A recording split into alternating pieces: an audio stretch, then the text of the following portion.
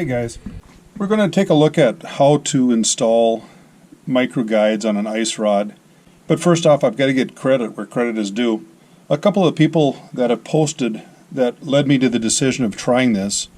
First and foremost is Sam Robles from Palo Fishing, specifically his uncle, who came up with a system that he's using. The second one that we're going to take a look at is The Fishing Hobby. We're planning on putting a size 10 Pac Bay Minima high frame stripper as the first guide. I know there's a number of different ways that people are using to hold the guides on prior to wrapping. Those are reflected by either using dental ligatures. They come in various sizes. Some people are using alligator clips to hold the guide onto the rod prior to wrapping. And a number of people are using surgical tubing, specifically like the number 0, and folding it into a figure 8 and putting them on the rod. I've tried all of those. And then of course there's always the guide glue.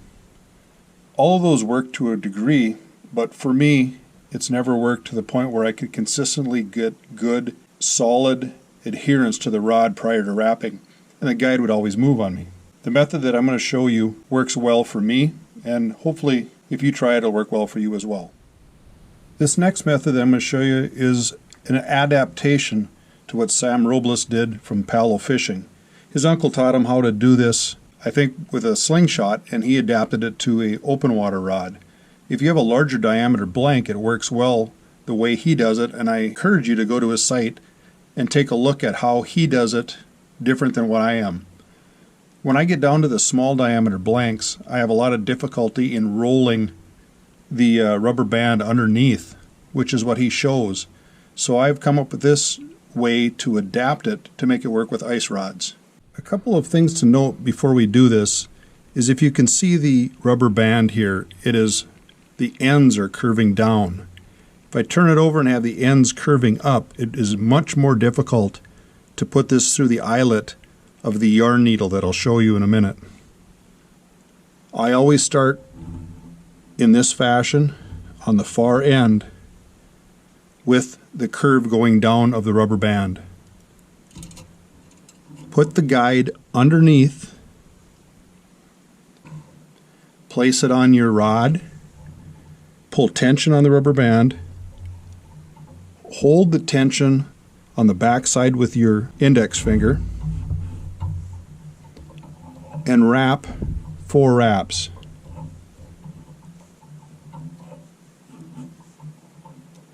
After the 4th wrap, I insert the yarn needle with the eye open on the back side. Wrap over top of the yarn needle at least 1 time.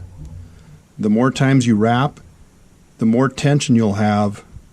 And what happens is if I'm going to try to move the rubber bands onto the rod, if you only wrap 1 time, commonly it'll slip over top of the lock wrap and the rubber band will come off. If you go 2 times, it has that much more chance of not doing that. However, if you're very close to your mark with the guide, there's very little movement, and this works very well. After 1 overwrap, insert the end of the rubber band through the yarn needle.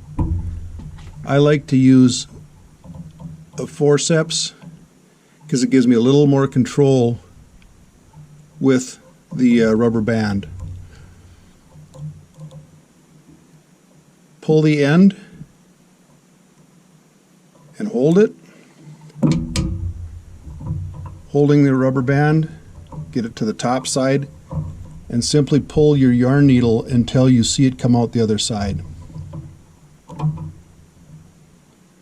Once you get to that point, on the back side of the yarn needle, the far side, don't put a lot of tension on it, snip the rubber band. Once that is complete, the tag end that's not hooked to anything can be removed. Simply take the 2 rubber bands and pull and tighten them. Without putting pressure on the rubber band, don't pull this tight. Leave it loose and trim up the ends on both sides. If you pull on this rubber band, it'll snap back under your lock and the rubber band will come off. This rubber band holds this guide tight to the blank. If you see a little bit of space underneath the guide like that, simply pull your guide forward just a slight amount, and as you can see, that is tight against that blank, and it takes an awful lot of pressure to make it become loose. It will not slide when you start lashing with thread. Next up is a size 8 Pac Bay Minima, wrapping at 2.3 millimeter on the rod.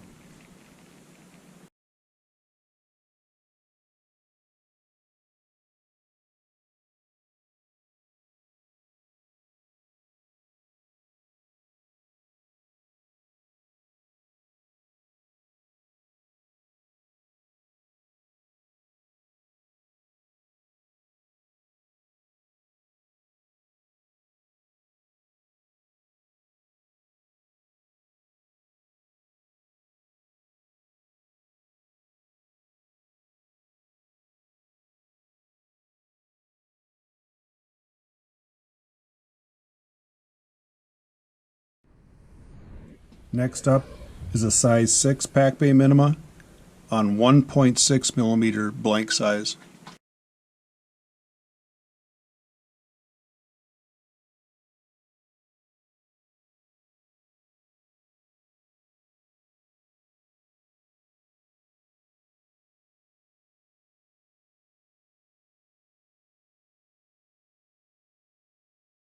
As you can see in this one, there's a slight amount of gap underneath that guide. I simply pull it forward slightly, and that gap is gone. Next is a Pac Bay size 6 Minima, blank at 1.3. As you may be able to see on the right hand side, I brought in the tip support because we're getting into some pretty flexible area on this rod.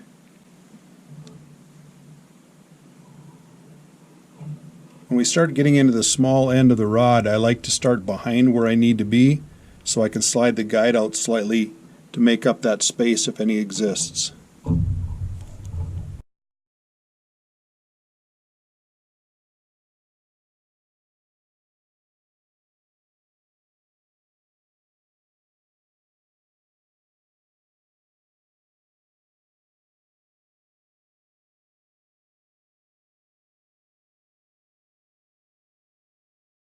Second to the last guide, same Pac Bay number 6 Minima, down to 1.3 millimeter on the rod.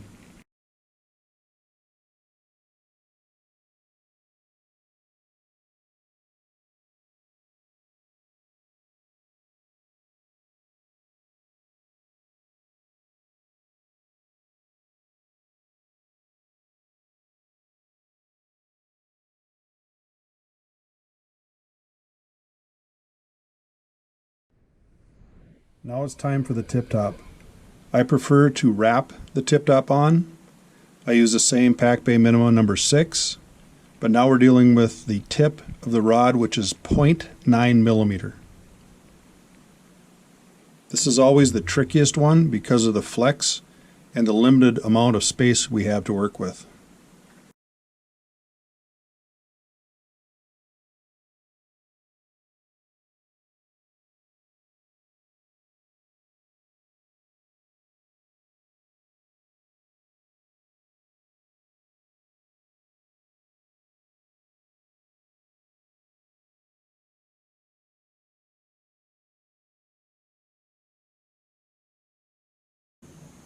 I prefer to put the yarn needle straight up on these and pull,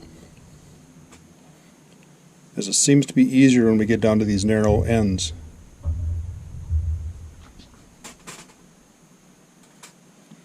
Remove the tag end.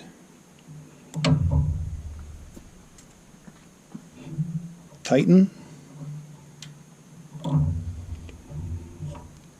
As you can see, there's a lot of space underneath that guide. So move it back pull the guide forward on the rubber bands until it tightens down just like that.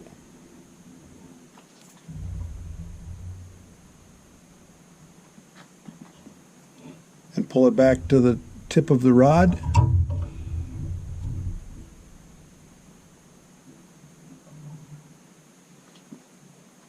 And cut your rubber band.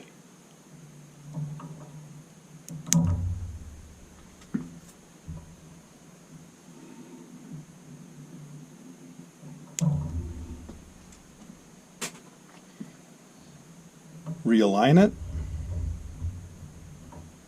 and you're ready to wrap. The method that the fishing hobby uses is simply taking a full rubber band, making what is called a lark's foot, where you insert the rubber band through itself, bring it together tightly, and pull up. You'll need to do that a couple times. The more you pull, the tighter it gets. To put the guide on, you simply pull up on the rubber band, which gives you some space, and you slide it in underneath, and then pull really tight to tighten it up. On an open water rod, this works very well. Now that we have our guide fixed to the blank, let's take a look at how well it holds. Obviously, I've prepped this guide foot. We'll see what it does as far as movement.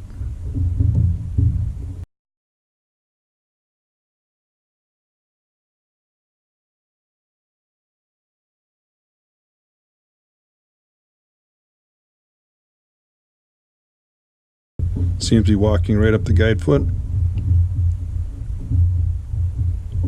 As you can see, there was virtually no movement on that guide. It does a very good job of fixing it in place.